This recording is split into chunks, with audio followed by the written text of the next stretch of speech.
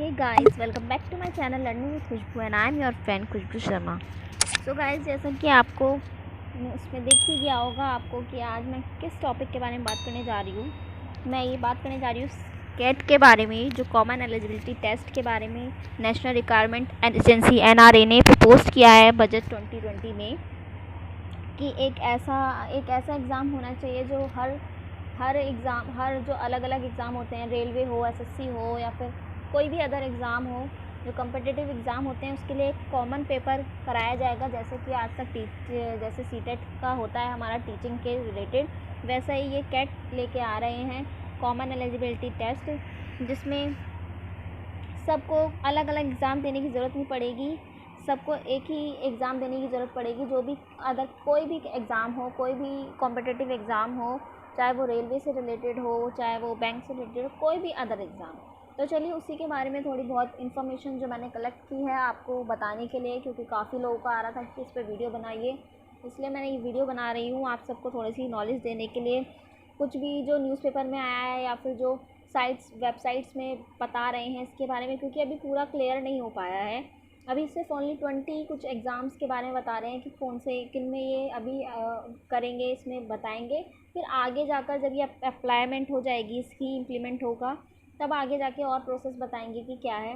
देखिए, हम टीचिंग वाले जो हैं, जो भी टीचिंग सेक्टर से, उनको तो पता है उनके लिए CTET है सबको, कि CTET क्लियर करना ज़रूरी है। ऐसे ही ये एग्ज़ाम रहेगा कि आपको ये एग्ज़ाम क्लियर करने के बाद आपको 3 साल के लिए आपका ये वैलिड हो जाएगा। जैसे CTET हमारा 7 ईयर्स के लिए वैलिड है, वैसे ये 3 साल के लिए आपको वैलिड करेंगे कोई भी अदर एग्ज़ाम फिल करने के लिए। ओके, तो चलिए देखते हैं इसके बारे में क्या क्या इसकी इम्पोर्टेंस है, क्या क्या बताया गया है।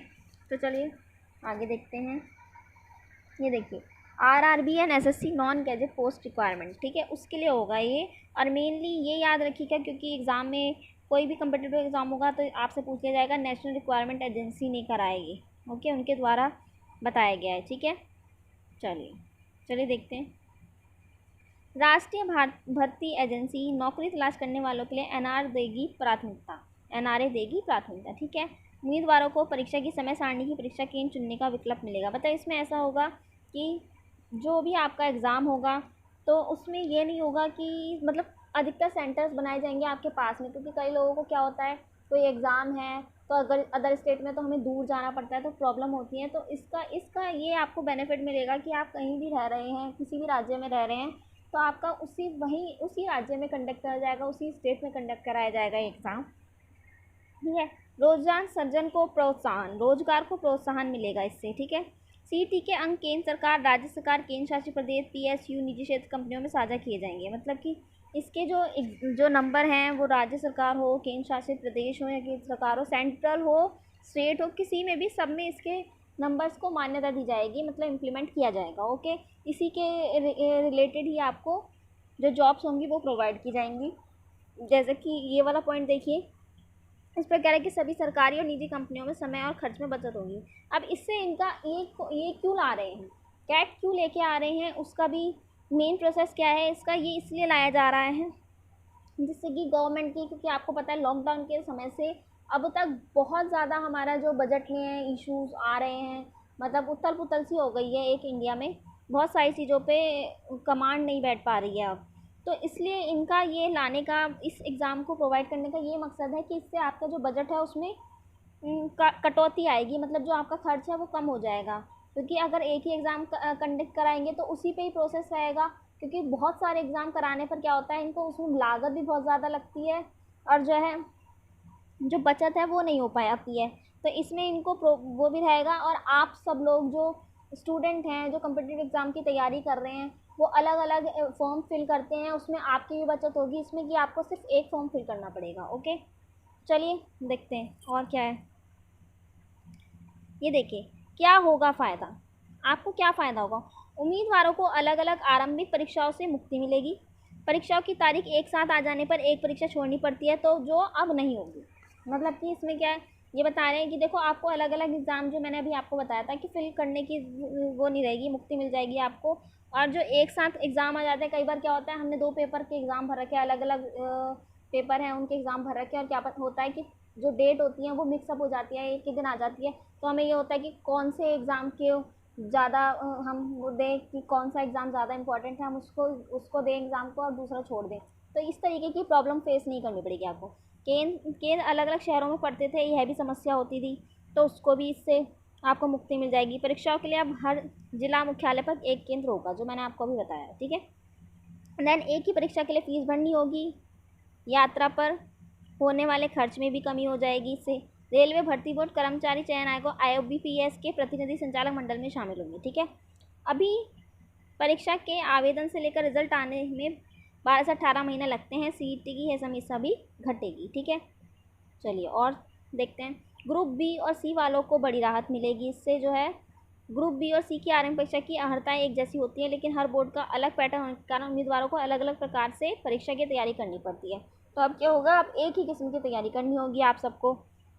तो बहुत ही बेनिफिशियल है हम सब लोगों के लिए जो किसी भी एग्ज़ाम की तैयारी कर रहे हैं। एक परीक्षा एक योजना सफल होगी कि केंद्र सरकार ने पूर्व में MBBS में एडमिशन के लिए भी एक टेस्ट किया है जो सफल रहा, जबकि पहले हर राज्य अपनी परीक्षा कराता था।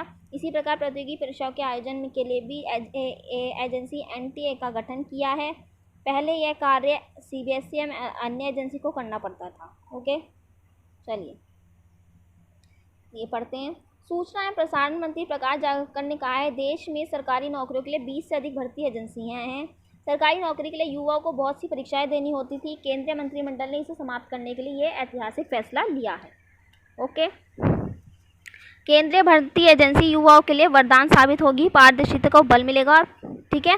तो दिल्ली में होगा मुख्यालय इसका। जो NRA का जो मुख्यालय होगा वो कहाँ होगा, दिल्ली में, ठीक है।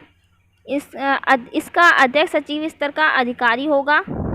NRA द्वारा देश भर में 1000 परीक्षा केंद्रों की स्थापना की जाएगी। एक जिले में कम से कम एक परीक्षा केंद्र का होना सुनिश्चित किया जाएगा। प्रारंभिक परीक्षा 12 क्षेत्रीय भाषाओं में आयोजित की जाएगी। NRA के गठन पर 3 सालों में करीब 1500 करोड़ रुपए का खर्च आएगा। मकसद यह है कि प्रारंभिक परीक्षा के लिए उम्मीदवार को जिला मुख्यालय से आगे नहीं जाना पड़ेगा। वही जो मैंने आपको पहले ही बता दिया, ये सब चीज़ें वही न्यूज़पेपर या फिर कहीं भी अपडेट आ रही है तो इसी तरीके की आ रही है कि हमें अलग स्टेट में नहीं जाना पड़ेगा एग्ज़ाम देने के लिए, हमारे आसपास ही मौजूद हो जाएंगे हमारे सेंटर, ठीक है। और ये देखिए 3 साल तक मान्य रहेगी, ये मैंने आपको बता दिया, ठीक है।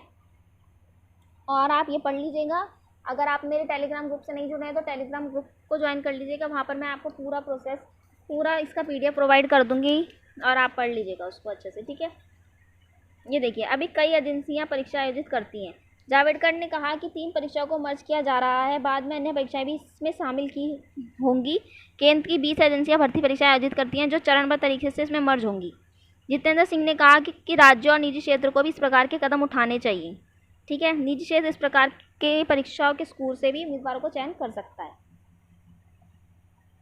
प्रधानमंत्री नरेंद्र मोदी की अगुवाई में केंद्रीय कैबिनेट की बुधवार को कई अहम फैसले किए। अब केंद्र सरकार की सरकारी नौकरियों के लिए एक ही परीक्षा होगी। केंद्रीय मंत्रिमंडल ने भर्ती के लिए नेशनल रिक्रूटमेंट एजेंसी NRA के गठन को मंजूरी दे दी है और NRA केंद्र सरकार की सरकारी नौकरियों के लिए एक कॉमन एलिजिबिलिटी टेस्ट CET कराएंगे।